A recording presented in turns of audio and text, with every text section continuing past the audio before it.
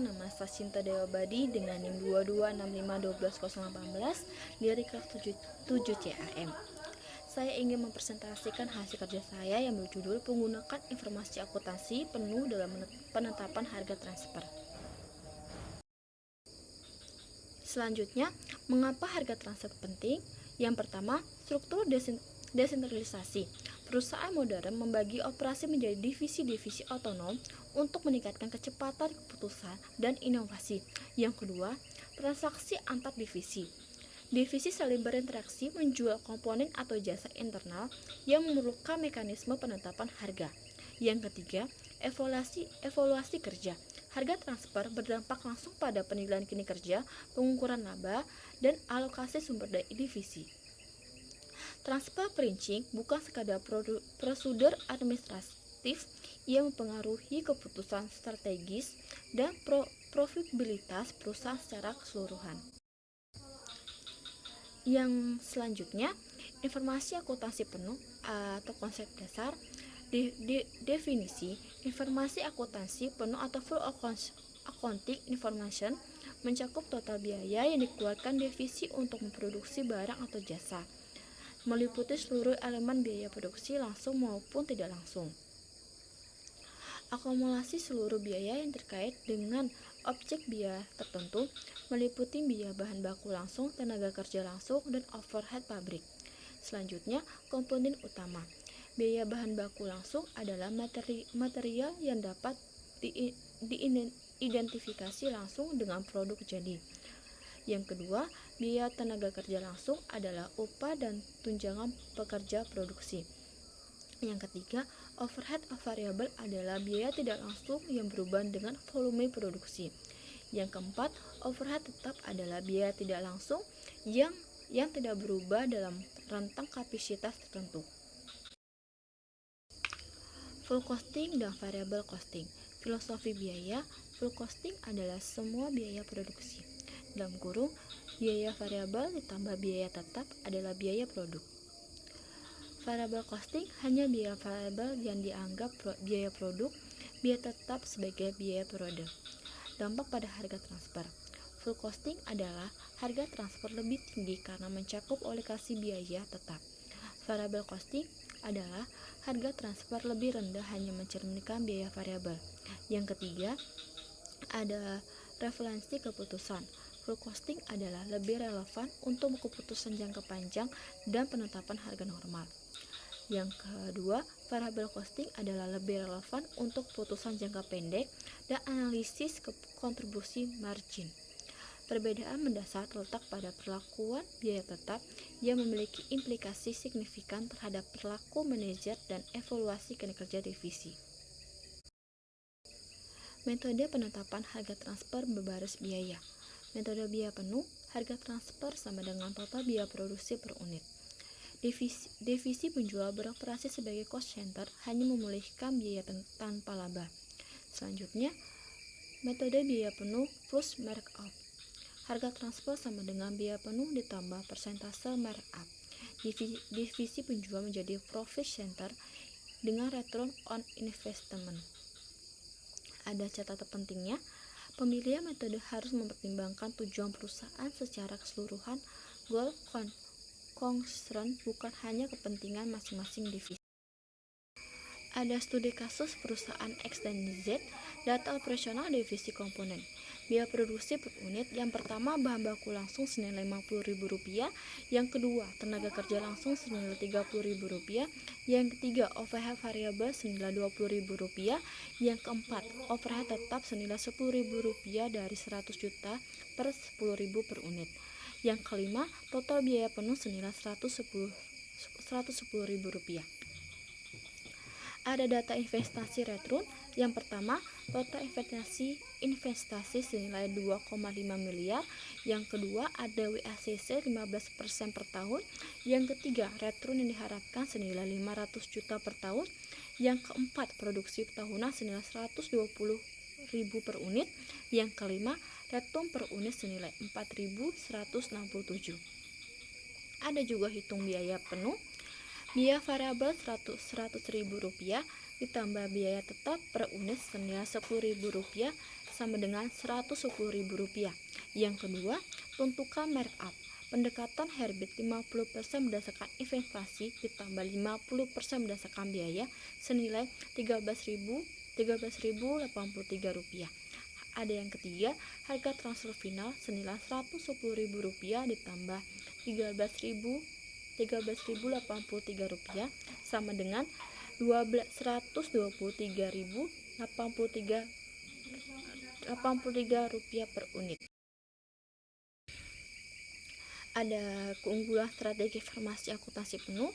Yang pertama, kemudahan implementasi menggunakan data yang sudah tersedia dalam sistem akuntansi perusahaan atau objektif, mudah diversifikasi dan mengurangi potensi konflik antar divisi.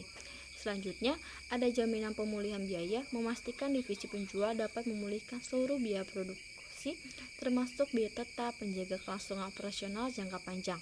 Yang ketiga, kepatuhan regulasi konsisten dengan GAAP dan IFRS, memudahkan rekonsiliasi laporan keuangan internal dan eksternal serta diterima.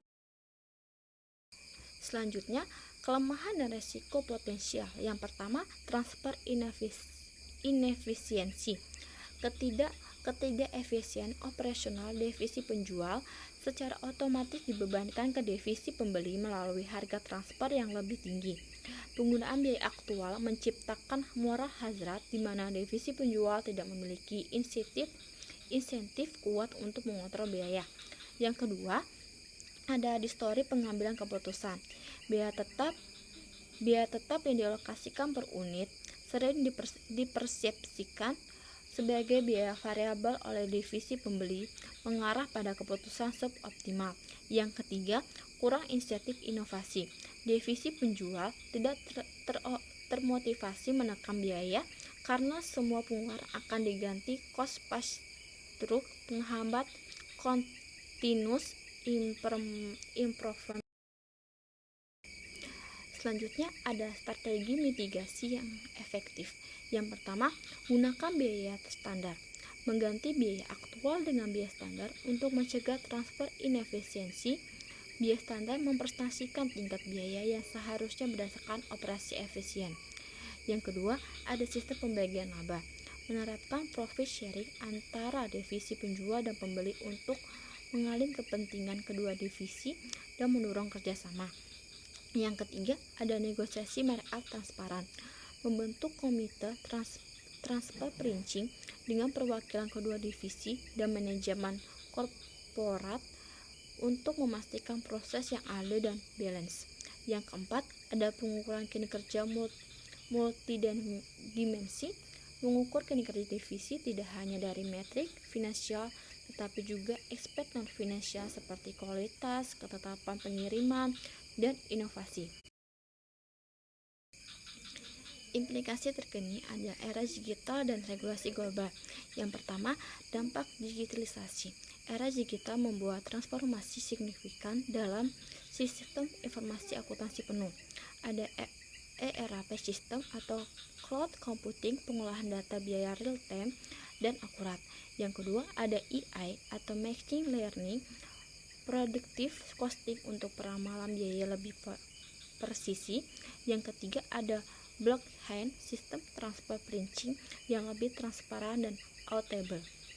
Selanjutnya ada evaluasi regulasi. Lanskap regulasi transfer pricing terus berkembang. Ada BIF project atau OECD, persyaratan dokumentasi lebih ketat untuk mencegah base erosion. Ada value creation atau focus, alokasi biaya harus mencerminkan kontribusi ekonomi sesungguhnya. Yang ketiga, ada sustainability atau integration, pertimbangan environmental, justice dan social impact dan biaya penuh. Ada dynamic transfer pricing, sistem dapat menyesuaikan secara otomatis berdasarkan perubahan kondisi bisnis. Selanjutnya ada kesimpulan utama. Yang pertama, solusi praktis informasi akuntansi penuh. Selanjutnya ada kesimpulan utama. Yang pertama, solusi praktif. Informasi akuntansi penuh merupakan solusi praktif ketika harga pasar tidak tersedia, menjamin pemulihan biaya total bagi divisi penjual. Yang kedua, ada keseimbangan diperlukan. Meskipun objektif dan mudah diimplementasikan, metode ini beresiko menyebabkan distorsi evaluasi kinerja dan transfer inefisiensi. Yang ketiga, ada mitigasi kritis. Menggunakan bias standar, sistem pembagian laba, dan pengurangan kinerja multidimensi diperlukan untuk mengoptimalkan sistem. Menggunakan informasi akuntansi penuh dalam harga transfer merupakan solusi tengah antara kebutuhan praktis dan koordinasi antar divisi-divisi, memberikan stabilitas harga sambil memerlukan pengawasan untuk mencegah perilaku dan tidak sejalan dengan tujuan perusahaan. Selanjutnya ada rekomendasi TrustGIS. Yang pertama, ada implementasikan biaya standar. Gunakan standar cost sebagai dasar harga transfer untuk menjaga transfer inefisiensi dari divisi penjual ke pembeli. Yang kedua, ada negosiasi markup yang wajar. Bentuk komite transfer pricing untuk memastikan markup, mempertimbangkan tingkat pengambilan, kondisi pasar, dan daya saing divisi pembeli. Yang ketiga, ada pengukuran kinerja holistik. Terapkan sistem evaluasi multidimensi yang mencakup aspek non-finansial seperti kualitas produk dan ketetapan pengiriman. Yang keempat, ada review periodik. Lakukan tinjauan berkala terhadap struktur biaya dan kebijakan markup untuk menyesuaikan dengan perubahan kondisi bisnis dan teknologi. Sekian dari presentasi saya ucapkan terima kasih, mohon maaf